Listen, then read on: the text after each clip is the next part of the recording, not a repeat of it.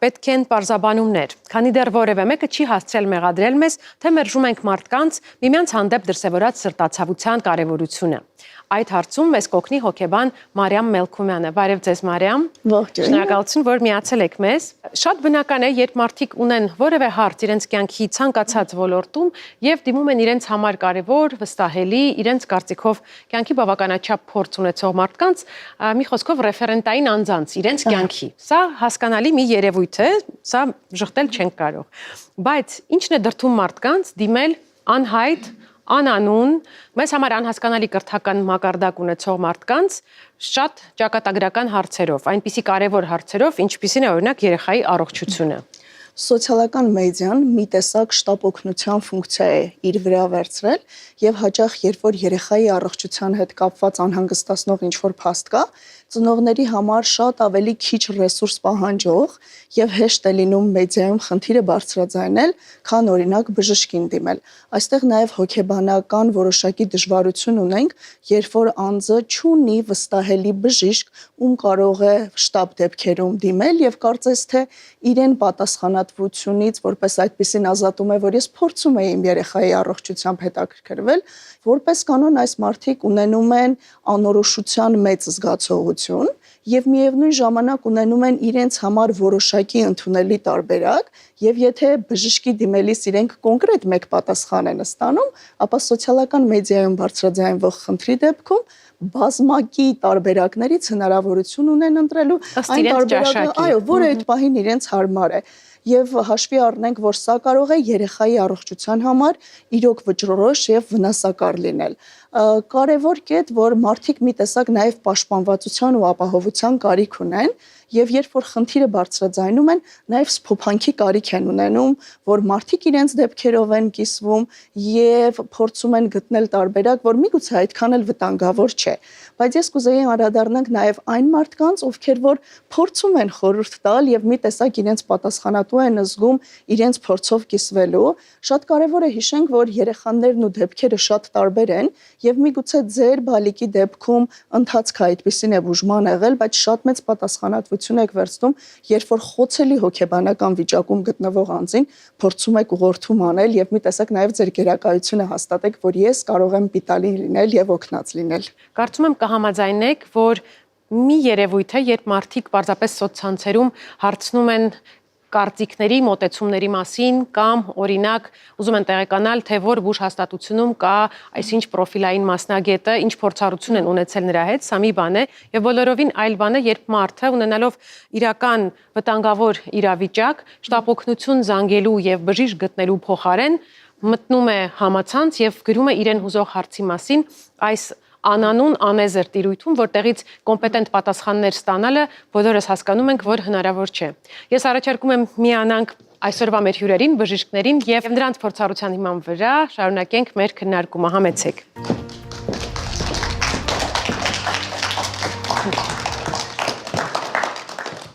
Եվ այսպես գանք ձեր մասնագիտական փորձին,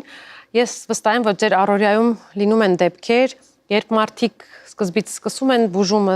շարժվում են սխալ ճանապարհով, դիմում են ոչ կոմպետենտ աղբյուրների, արդյունքում կորցնում են ժամանակ, բարդացնում են խնդիրը եւ նոր հասկանում են, որ ժամանակն է թակելու բժշկի դուռը։ Պետք է խնդրեմ քննարկենք նման իրավիճակներ, խնդրեմ Արթուր։ Ես դեռ ուսանող էի, ուրսկաբանության մեր ինստիտուտում մի հատ դեպք կար, 13 տարեկան աղջիկ երեխա էր, ոտքի անդամահատում պետք է արվեր, բարակ ուռուցքի կապակցությամբ։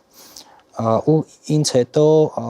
իրար արտբժիշկները պատմեցին, թե ինչ դեպք էր դա, իրանք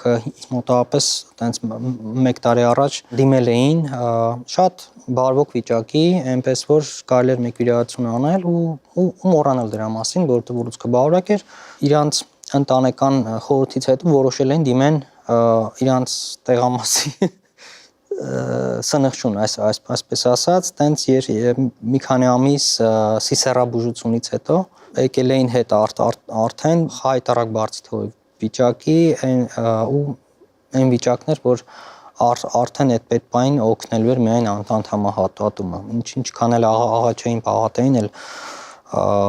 ոտը աղջկային վիճակի մեջ էր, որ էլ հնարավոր չէր փրկել։ Շնորհակալ եմ, Սերինե, խնդրեմ։ Մենք շատ ենք հանդիպում այն դեպքերով, երբ ծնողը չի ուզում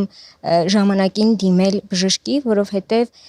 երբեմն նա լսելու է այն, ինչ ինքը չի ուզում լսել եւ նախընտրում է, որ լսի սոցցանցերի կամ բարեկամների, ծանոթների խորհուրդներին եւ ավելի ճիշտ հակաբակտերիալ բուժում ստանա եւ խուսափի մեկ անգամ ավել գնալ բժշկի մոտ եւ լսել այն, ինչ ինքը չի ուզում լսի։ Եվ մենք տենց շատ հաճախ ենք հանդիպում նման դեպքերի, որովհետև շատ հաճախ ոչ ճիշտ հակաբակտերիալ բուժում ստացած երեխաները իրանք արդեն գալիս են հիվանդանոց կայուն շտամներով եւ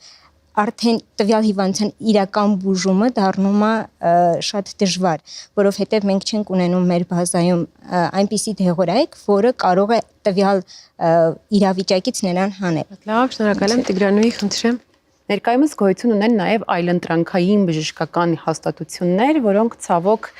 բժշկությունը երբեմն խառնում են կամ փոխարինում են բիզնեսի հետ, որը իրոք կարող է անդառնալի հետևանքներ թողնել երեխաների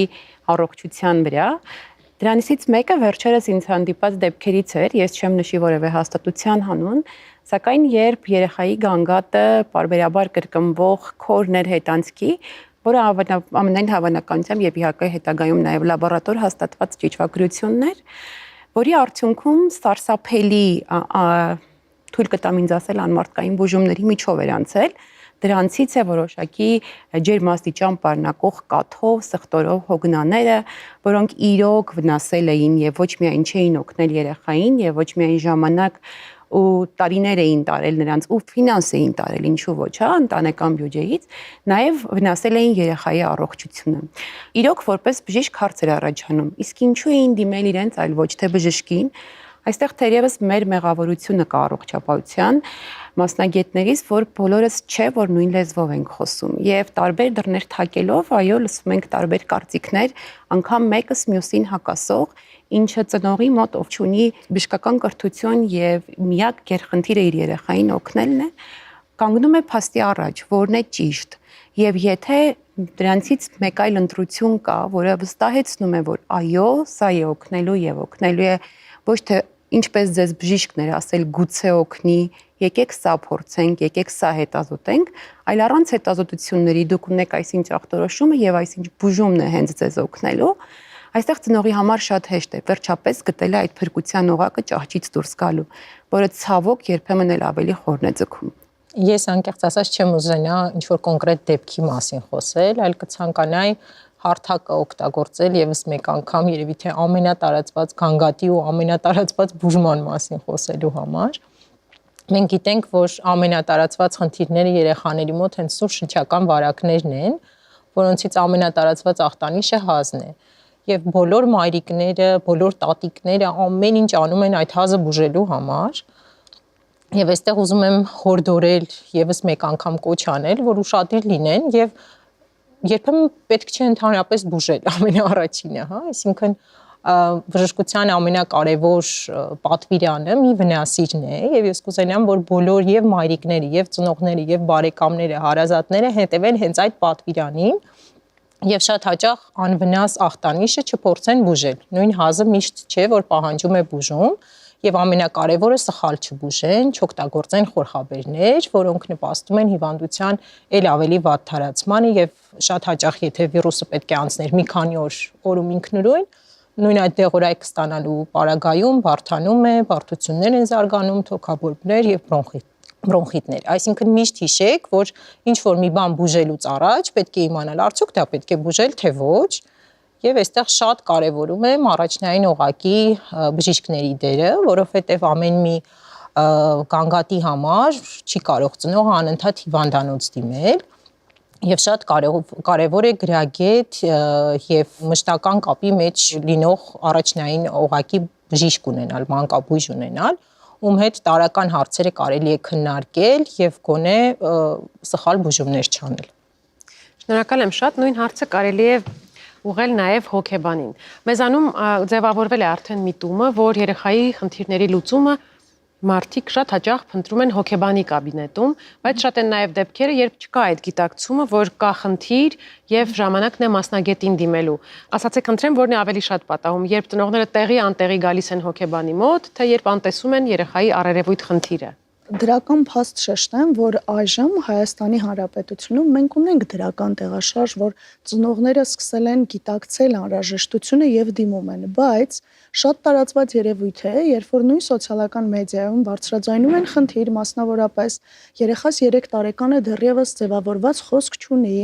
կամ երեխաս ունի որոշակի վախեր, գիշերը չի քնում, կամ ագրեսիվ է, անընդհատ հասակակիցների հետ է կռվում, եւ մեծամասամբ մենք կհանդիպենք մեկնաբանություններ, որ իմ այսինչ բարեկամը, իմ բալիկը եւս այդպես է եղել եւ 5, 6, 7 տարեկանում խոսեց կամ խնդրեմը լուծվեց։ Ուզում եմ նշեմ, որ նմանատիպ դեպքերով շատ են դիմում հոգեբաններին եւ լինում է իրավիճակ, որ կարծես թե իրենց տագնապը սփոփում են, իսկ ես ուզում եմ շեշտեմ, որ անկախ նրանից բալիկը ունի ֆիզիոլոգիական որևէ դժվարություն, առողջության հետ կապված թե հոգեբանական, ծնողի մոտ ենթադրաբար որպես այդպիսին տագնապայնության շեմը բարձրանում է։ Ու այս տագնապայնությունը իջացնելու ճակերտավոր հեշտ տարբերակ են գտնում մեդիայում կիսվելը եւ ինչ որ ձևով իրենց պատմությանը մոտ հարմար պատմություններով իրենց հանգստացնելը։ Ուզում եմ ծնողների համար որպես այդպիսին հիմնական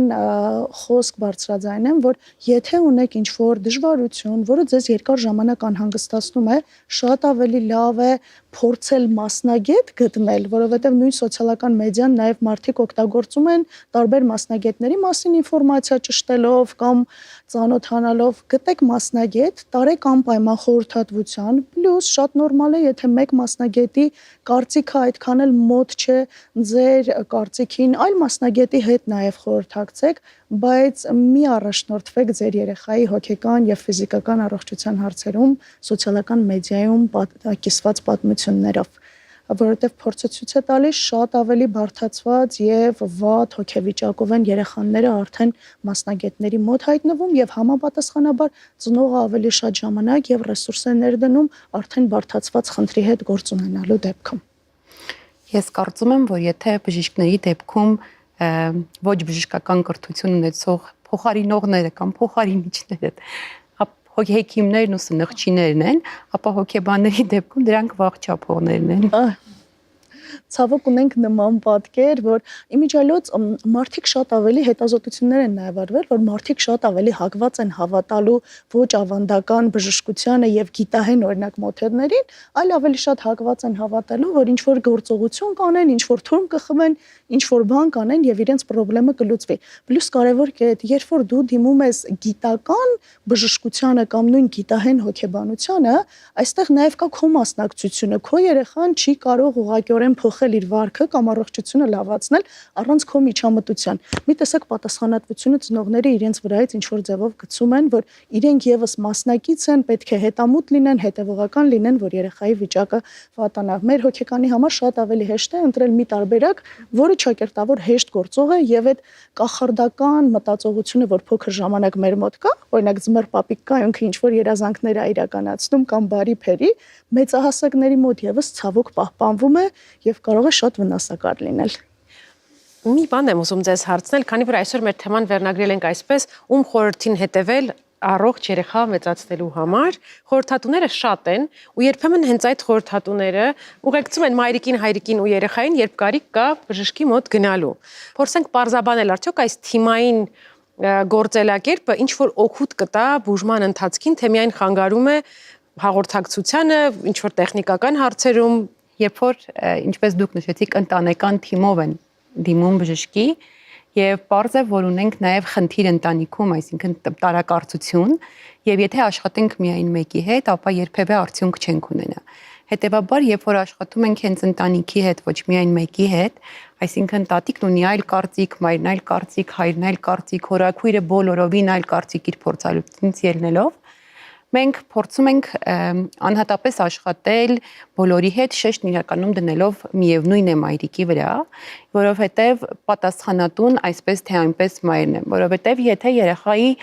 առողջական խնդիրները ի վերջո հաջողությամբ, առողջությամբ պսակվեն, բոլորը դրա մեջ ներդրում ունեն, սակայն վայդ ելքի դեպքում դա ծնողի ընտրությունն էր։ Առավել եւս եթե մայրն է ընտրել բժշկին, ասվելու է, որ քո ընտրած բժիշկն էր։ Այդ իսկ պատճառով փորձում ենք խոսել բոլորի հետ նաև, որպեսզի նաև մորը չթողնենք երեխայի ու ընտանեկան խնդիրների հետ մենակ։ Անկախ նրանից որքանով են տատիկի ու մամայի կարծիքները համընկնում, հորաքրոջ ու մորաքրոջ կարծիքները համընկնում, նրանց բոլորը մի երազանք ունեն, ապաքինվի երեխան։ Դրանք կարող են բացառապես տարբեր բևեռների կարծիքներ լինել։ Դրա համար փորձում ենք խոսել յուրաքանչյուրի հետ, անգամ երբեմն շատ ավելի շատ ժամանակ տրամադրելով, քան հնարավոր է, որպեսզի կարողանանք ունենալ վստահության մթնոլորտ եւ շարունակական աշխատանք։ Ես կարծում եմ, որ շատ հաճախ սոցիալական մեդիայում բարձրաձայնվող խնդիրների մեծամասնությունը անորոշության հետ է կապված, երբ որ բուժառուն եւ այս դեպքում բուժառուի ծնողը մասնավորապես վստահ չի արդյոք ինքը պետք է բժշկին անհանգստացնի, թե չէ, ուստի շատ կարեւոր է ձեր բժշկի հետ ուղիղ քննարկեք, որ արդյոք այս դեպքում հարկ կա ձեզ հետ կապվելու, թե չէ։ Մյուս կողմից այո բժիշկները եւս մարդիկ են, ունեն իրենց բալիկները եւ իրենց առօրյա կենցաղային խնդիրները եւ կարծում եմ անգլերենով լավ տերմին ունենք life work balance, աշխատանք կյանք, որպես այդպեսին բալանսի ապահովում, շատ կարեւոր է, որպեսզի դու աշխատանքային միջավայրում լինես եւ կարողանաս լինել պրոդուկտիվ, ունենաս նաեւ քո անձնական հանգստի եւ ժամանցի հարցը։ Եվ կարեւոր կետ, որ մենք ունենք նաեւ շտապ օգնության ծառայություն եւ եթե կա շտապ անհրաժեշտություն, որևէ խորհրդատվություն ստանալու կամ երեխայի առողջության հետ կապված գանգատ, ես կարծում եմ բժշկական համակարգը հոգացել է այդ մասին եւ կարելի է դիմել հենց այդ օղակներին։ Շնորհակալ եմ Մարիամ, որ միացաք մեր քննարկմանը։ Մենք շարունակում ենք։ Շնորհակալ եմ ձեզ։